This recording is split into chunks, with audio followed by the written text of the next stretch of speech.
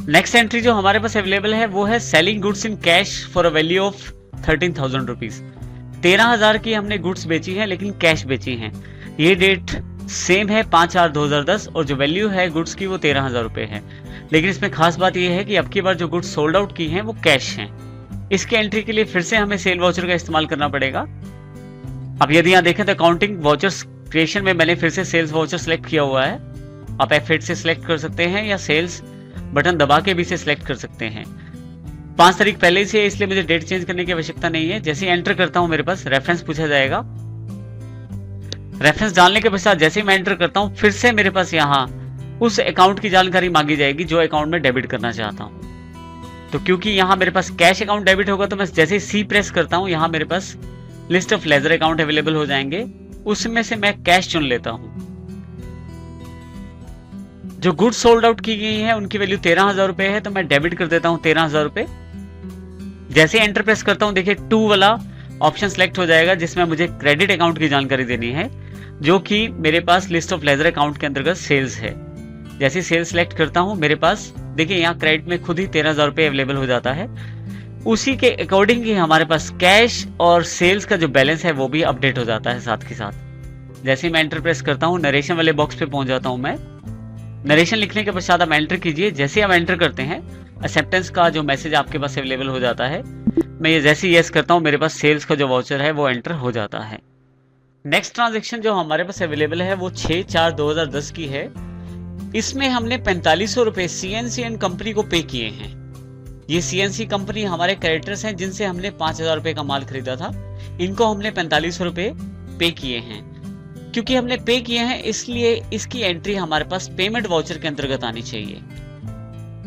Payment voucher का चुनाव करने के लिए आप F5 शॉर्टकट का प्रयोग कर सकते हैं या बटन टूल बार पे जो आपके पास बटन अवेलेबल है वहां से पेमेंट ऑप्शन को क्लिक करके आप पेमेंट वाउचर ले सकते हैं।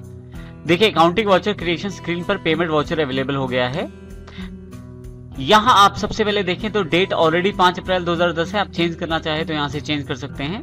जैसे एंटर करता हूं यहाँ मैं डेबिट कर सकता हूं उस अकाउंट को जिसको मैं पेमेंट देना चाहता हूं। इसके लिए क्योंकि मेरे पास जो अकाउंट है जिसको मुझे पे करना है वो CNC कंपनी है तो मैं C जैसे ही प्रेस करता हूं CNC यहाँ पे एक list of ledger accounts available हो जाता है जिसमें CNC एंड कंपनी को सिलेक्ट कर सकता हूं। सिलेक्ट करके जैसे एंटर करता हूं मेरे पास CNC कंपनी यहाँ पे और उसका करंट बैलेंस अवेलेबल हो जाता है।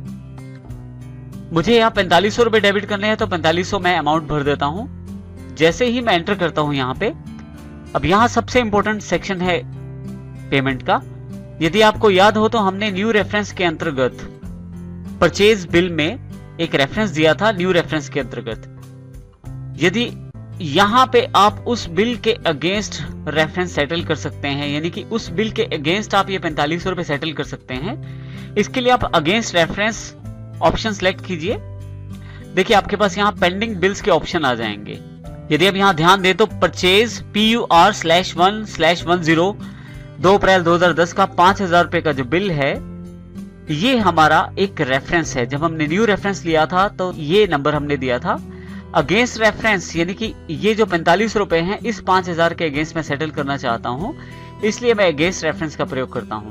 जैसे मैं इसको सिलेक्ट करता हूं देखिए यहाँ पे अमाउंट 45 रुपए हो जाता है और इसी तरह से जब मैं एंटर प्रेस करता हूं तो देखिए यहाँ पे फिर से अब क्रेडिट लेजर मुझे बतानी है। जब मैं एंटर करता हूं यहाँ पे तो क्योंकि मैंने पे करना है वो भी कैश तो जैसे C प्रेस करता हूं तो मेरे पास यहाँ लिस्ट ऑफ लेजर अकाउंट से मैं यहाँ से कैश अकाउंट चुन सकता हूँ लिस्ट ऑफ लेजर अकाउंट से। जैसे कैश सेलेक्ट करता हूँ एंटर करता हूँ मेरे पास यहाँ पे ऑटोमेटिकली क्रेडिट 45 रुपए हो जाते हैं और देखिए साथ ही यहाँ पे अपडेटेड बैलेंस मेरे पास अवेलेबल हो जाता है कैश का। जैसे एंटर करते हैं यहाँ पे नरेशन लिख सकते हैं आप जो नरेशन है आपके वाउचर।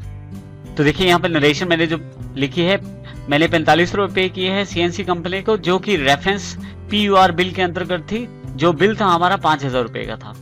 यहाँ से मैं एंटर प्रेस करता हूँ एक्सेप्टेंस का मैसेज मेरे पास है। एक्सेप्ट करने के लिए यस कर देता हूँ। मेरे पास पेमेंट वाउचर की एंट्री हो गई है। इस प्रकार से मैं पेमेंट वाउचर की एंट्री कर सकता हूँ। नेक्स्ट ट्रांजैक्शन जो हमारे पास अवेलेबल है वो है 8,000 रुपए की जिसमें धर्मवीर और कंपनी ने हमें 8,000 रुपए पे किए हैं। अब हम इसको रिकॉर्ड करना चाहते हैं क्योंकि ये हमें मिले हैं तो इसके लिए हमारे पास रिसिप्ट वॉचर अवेलेबल है, जिसके द्वारा हम धर्मवीर एंड कंपनी से मिले हुए पैसों की जानकारी रख सकते हैं, उनकी एंट्री हम कर सकते हैं। इसके लिए अब यदि ध्यान दें तो हम यहां से रिसिप्ट बटन पे क्लिक कर सकते हैं या F6 प्रेस करके डायरेक्ट रिसिप्ट वॉचर अपने पास ला सकते हैं। देखिए अकाउंटिंग वॉचर क्रिएशन स्क्रीन के अंतर्गत रिसिप्ट वॉचर सिलेक्ट हो गया है।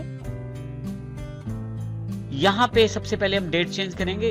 हमारे पास जो डेट है वो 6 तारीख है वॉचर की, तो मैं यहाँ 6 कर देता हूँ। जैसे एंटर करता हूँ मेरे पास 2 ऑप्शन सिलेक्ट हो जाता है। यहाँ मुझे जिस व्यक्ति का अकाउंट मुझे क्रेडिट करना है या जिस कंपनी का मुझे अकाउंट क्रेडिट करना है उसका नाम मुझे यहाँ दे, क्योंकि हमें पैसे धर्मवीर एंड कंपनी से मिले हैं तो मैं यहाँ डी प्रेस करता हूँ।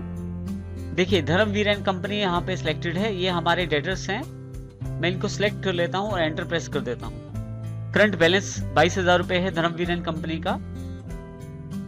मुझे इनसे 8,000 रुपए प्राप्ति हुई है, तो यहाँ मैं 8,000 रुपए क्रेडिट कर देता हूं। जैसे एंटर प्रेस करता हूं तो देखिए यहाँ पे फिर से मेथड ऑफ एडजस्टमेंट अवेलेबल हो गया है।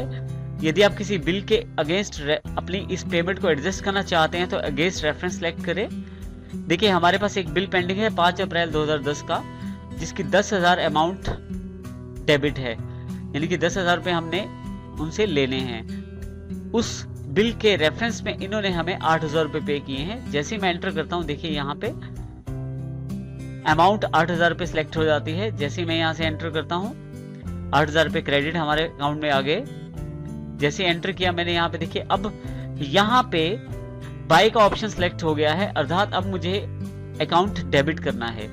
रिसिप्ट मैंने कैश ली है या बैंक से ली है वो जानकारी मैं यहाँ से दे सकता हूँ। क्योंकि मैंने कैश रिसिप्ट ली है तो यहाँ से मैं कैश सिलेक्ट कर लेता हूँ। जैसे कैश में एंटर करता हूँ देखिए मेरे पास यहाँ 8,000 रुपए डेबिट हो जाते हैं और उसी के साथ ही मेरे पास यहाँ कैश का बैलेंस भी अपडेट हो जाता है। इसके पश्चात जैसे ही मैं एंटर करूंगा नरेशन के लिए बॉक्स अवेलेबल हो जाएगा। यहाँ मैं नरेशन लिख सकता हूँ। नरेशन टाइप करने के पश्चात जैसे ही आप एंटर करते हैं आपके पास फिर से एक्सेप्ट का मैसेज है, आप इसे येस करके एक्सेप्ट कर सकते हैं। जैसे एक्सेप्ट करते हैं रिसिप्ट की एंट्री आपके पास हो जाती है।